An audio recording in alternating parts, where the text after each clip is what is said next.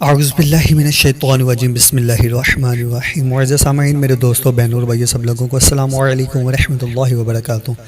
آپ سب لوگوں کے لیے ایک اور ویڈیو پیش خدمت ہے۔ ویڈیو کو میں شارٹ کروں گا۔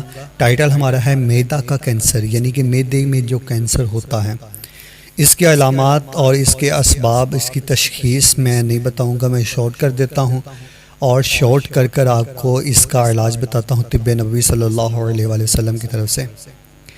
آنتوں کے سرطان کے سلسلے میں اس کا جو علاج مذکور ہے، معمولی تبدیلی کے ساتھ معدے کے سرطان میں بھی مفید رہتا ہے۔ مریض کو ناشتہ میں جو کا دلیا شہد ڈال کر ضرور دیا جائے۔ اگر خون آ رہا ہو تو لعاب یعنی کہ بہی دانہ اور شہد کے علاوہ نسخہ میں مہندی کے پتے بھی شامل کر لیے جائیں۔ زخموں کو بھرنے میں مہندی کے پتے افادیت میں لاجواب ہیں۔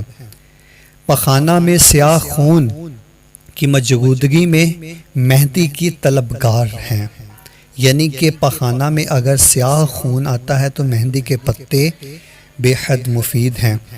ہر خوراک میں نصف گرام مہندی کے پتے کافی رہتے ہیں۔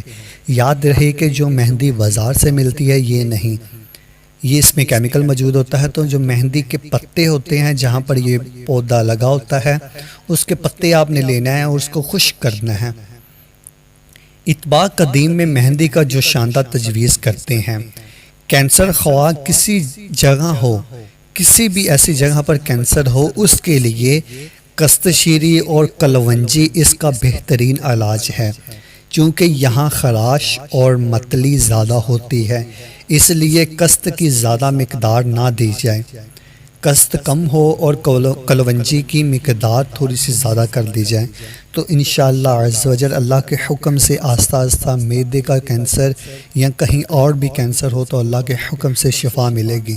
آپ سب لوگ جانتے ہیں کلونجی میں موت کے علاوہ ہر بیماری کی شفا ہے۔ میری دعا ہے کہ امت مسلمہ میں جتنے بھی لوگ گھروں میں، ہاسپٹلوں میں بیمار ہیں، اللہ ان سب کو شفائے کاملہ عطا کرے۔ اگر آپ کو میری یہ ویڈیو اچھی لگی تو اس ویڈیو کو لائک، شیئر، کمنٹ ضرور کر دیں اور میرے چینل کو سبسکرائب کر دیں، گھنٹی کے بیل کو پریس کر دیں تاکہ میری نئی آنے والی ویڈیو سب سے پہلے آپ کو ملے۔ ملتے ہیں ہم نیکسٹ ویڈیو میں۔ دعاؤں میں یاد رکھیے گا۔ تب تک کے لیے اللہ حافظ۔